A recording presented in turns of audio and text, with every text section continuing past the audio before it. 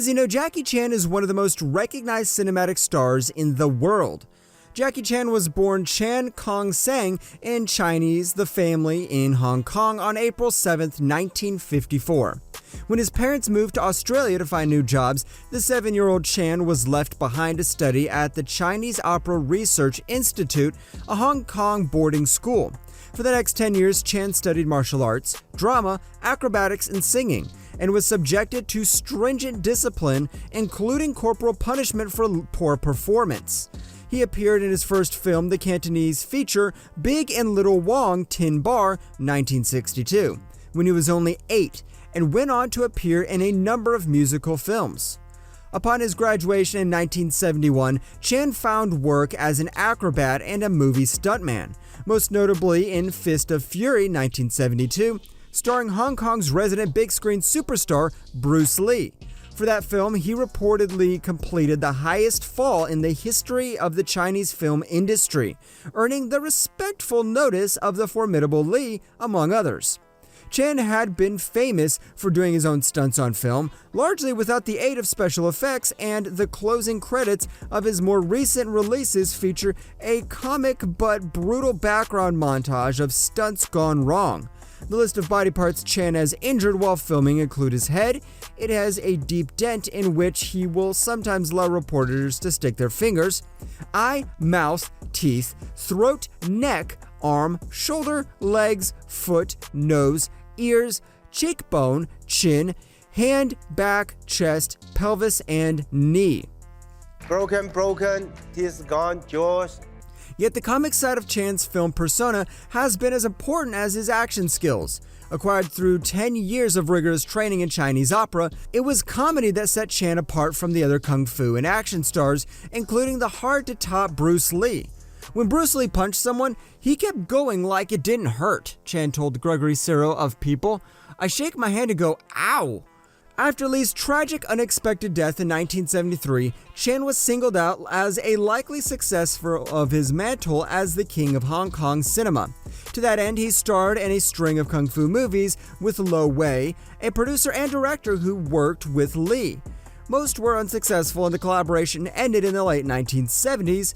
By that time, Chan had decided that he wanted to break out of the Lee mold and create his own image. Blending his martial arts abilities with impressive nerve, he insisted on performing all of his own stunts and a sense of screwball physical comedy reminiscent of one of his idols, Buster Keaton. Chan found his own formula for cinematic gold.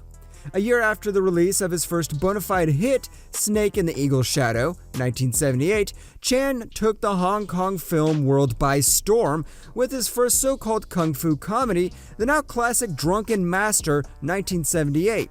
Subsequent hits, such as The Fearless Hyena, 1979, Half a Loaf of Kung Fu, 1980, and The Young Master, 1980, confirmed Chan's star status. The latter film marked his first with Golden Harvest, Lee's old production company and the leading film studio in Hong Kong. Before long, Chan had become the highest paid actor in Hong Kong and a huge international star throughout Asia. He exerted total control over most of his films, often taking charge of duties ranging from producing to directing to performing the theme songs. In the early 1980s, Chan tried his luck in Hollywood with little success. He starred in the Golden Harvest-produced movie The Big Brawl, 1980, which flopped. He also had small supporting roles opposite Burt Reynolds in the ensemble comedy The Cannonball Run, 1982, and its 1984 sequel. Back in Hong Kong, Chan's star continued to rise. He produced impressive action comedies such as Project A, 1983, Police Story, 1985, and Armor of God, 1986, as well as the hit period film Mr. Canton and Lady Rose, 1989. A clever remake of Frank Capra's 1961 film A Pocket Full of Miracles. By that time, Chan was far more than a movie star. He was a one-man film industry. In 1986, he formed his own production company, Golden Way. He also founded a modeling casting agency, Jackie's Angels, in order to recruit talent for his films.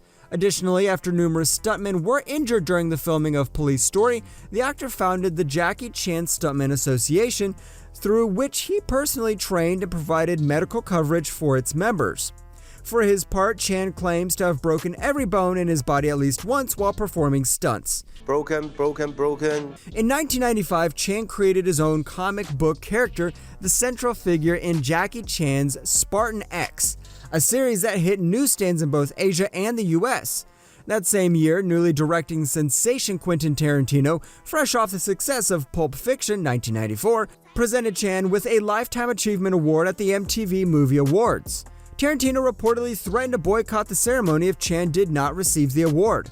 In 1996, New Line Cinema and Golden Harvest jointly released Rumble in the Bronx, Chan's fifth English-language dubbed release, but his first hit in America. The film grossed $10 million in its first weekend, shooting at number 1 at the box office, and its success prompted the American debuts of two previous Chan films, Crime Story and Drunken Master 2. After two less successful efforts, Jackie Chan's First Strike 1997 and Mr. Nice Guy 1998, Chan scored another box office hit with Rush Hour, also 1998, an American-produced action comedy. In Rush Hour, Chan employed his English language skills as a Chinese police officer alongside the streetwise Los Angeles cop played by the rising comedian Chris Tucker. In 2000, Chan starred in Shanghai New, another action comedy that was set in the Old West and co-starred Owen Wilson and Lucy Liu. The following summer, Chan reteamed with Tucker for the sequel Rush Hour 2, for which the action star earned $15 million, plus a percentage of the record-breaking box office haul. In 2002, Chan co-starred with Jennifer Love Hewitt in The Tuxedo, a comedy about a taxi driver who receives special powers when he puts on his boss's tux. The same year, he received a star on the Hollywood Walk of Fame and was honored with the Taurus Award for Best Action Movie Star at the World Stunts Awards. At home in Hong Kong, he continued making movies that he knew would delight his fans. His innovative way of filmmaking and marketing setting the stage for countless Chinese action comedy movies to follow. Over the years, Jackie Chan's tireless creativity is reflected in his action-packed films and valuable contributions as a writer, stunt coordinator, and even singer. Looking back on his harsh childhood training and countless movie failures, Jackie Chan can't help but smile. He doesn't regret any of his hurdles, as one way or the other, they all inspired him to think differently and work even harder.